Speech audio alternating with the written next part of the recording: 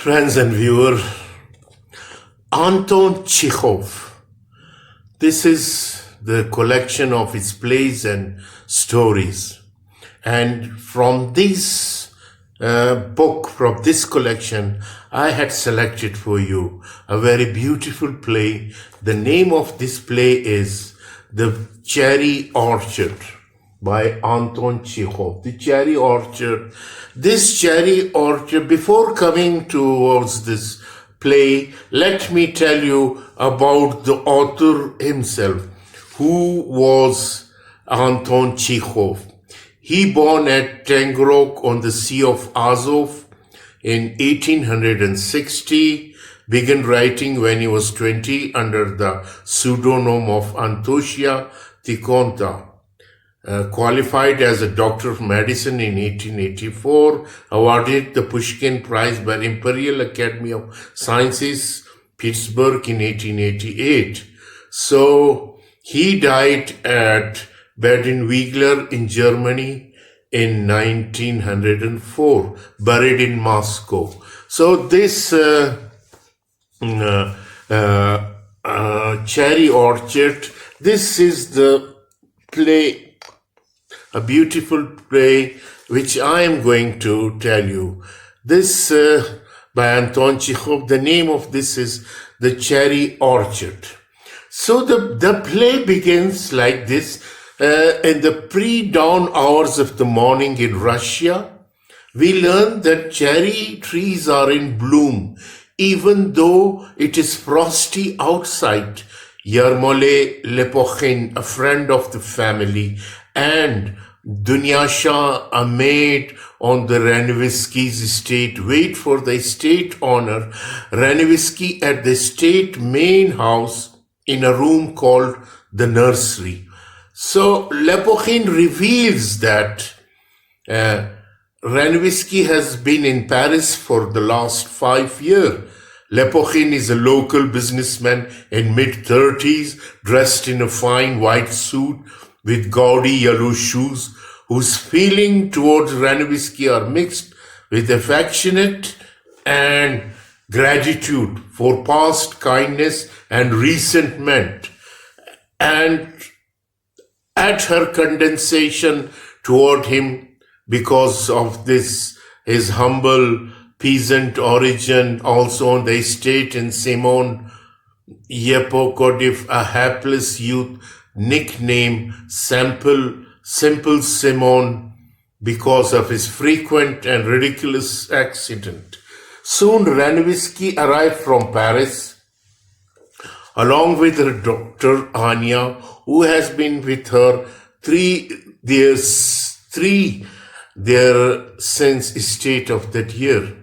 Yasha, a young maid servant who has accompanied her on her travels, and Charlotte, Anya's governess, who brings along her dog, also accompanies her affairs. Her 87-year-old maid servant, her elder yet still infantile brother, Leonard Gaev, and her adopted daughter, Varya. These last three have stayed in Russia but went to the station to greet Ranevsky on her return. Ranevsky expresses her joy and amazement to be home again, while Anya reveals to Varya the relative poverty in which she found her mother when she arrived in Paris and the way in which she continues to spend money. Varya reveals that family estate is to be sold at auction on the 2nd of August in order to pay their debts. Anya reveals that Ranevsky's departure for Paris was caused by her grief over two deaths, that of her husband 6 years before and that of her son, Grisha, who drowned a month thereafter. Soon Anya departs for bed and Lepokhin brings up the issue of imminent sale. He proposes solution. Ranevsky should parcel out the land on her estate build cottage on the parcels, and lease them out to summer cottage holders, who are becoming increasingly numerous. Gaev and Ranevsky dismiss their idea because it would necessitate cutting down the family beloved and gigantic cherry orchard before he leaves. Lepochin offers them a loan of 50,000 rubles to buy their property at auction if they change their mind, and predicts there will be no other way of saving the orchard. Ranevsky then lends some money to fellow impoverished landowner Boris Simonov Pishchik. Peter Tremovov arrives. He was Grisha's tutor before the drowning, and thus he brings back painful memories for Ranevsky. Before the end of the act, after complaining about Ranevsky's inability to curb her spending, Gaev outlines three alternate to Lepochin plan: a financing scheme involving some banker friend of his, Ranevsky's borrowing some money from Lepochin without the condition that they then cut down the orchard, and wealthy aunt in Yaroslavl who might provide a loan. Then, in the second act, we are introduced more closely to the young servant on the estate, Dunyasha, Yashya, and Yepichodov, who are involved in the love triangle. Yepichodov loves Dunyasha, Dunyasha loves Yasha, and Yasha is very much in love with himself. Soon Lepochin, Ranevsky, Gaev, Anya, Varya appear, and they are again debating over Lepochin's plan to turn the orchard into cottage country. Lepochin becomes frustrated with Ranevsky's reluctance. She in turn thinks this plan is vulgar and says that if they plan to sell the cherry orchard, she wants to be sold along with it. Ranevsky reveals that she has a lover in Paris who has been sending her telegrams asking her to return, and who robbed her, left her, and as a result drove her to a suicidal attempt. Soon Tremovov appears and gives several speeches about the importance of the work and the laziness and stupidity of Russian intellectuals. In a quiet moment, the sound of snapping string is heard and no one can identify its source. A drunkard appears asking for directions and then money. Ranevsky ends up giving him several gold pieces. Disturbed, most of the group leave except for Anya and Trofimov. They discuss Varya's growing suspicions that Anya and Trofimov are having an affair, which they are not. Trofimov declares that they are above love. The act ends with Yepichodov sadly playing his guitar and Varya carrying out in vain for Anya. In the third act, Ranevsky throws a party on the day of auction. The guest consists of several local bureaucrat officials, such as station master, post office clerk. Charlotte entertained the guest with a series of magic tricks. Ranevsky worries anxiously about why Gaev and Lepochin have not yet returned. Ranevsky fears that the orchard has been lost, and the aunt in the Yaroslavl has apparently not given them enough money to buy it, and that Gaev, other sources have failed to come through. She and Trofimov got into an argument. Trofimov accuses her of not being able to face the truth, and she accuses him of being unusual for never falling in love. Lepochin and Gaev soon return from the auction. Lepochin reveals to everyone that he has bought the estate and intends to carry out his plan for the orchard's destruction. Anya tries in vain to comfort her mother. In last act, it is October and the trees are in the cherry orchard are already being cut down. All the characters are in the process of leaving. Lepokhin will depart to Kharkov for the winter, Varya to the Regulins, another family that lives 50 miles away. Gaif plans to live in the town, working at a bank. Anya goes off to school, and Ranevsky will leave for Paris with Yasha to rejoin her lover.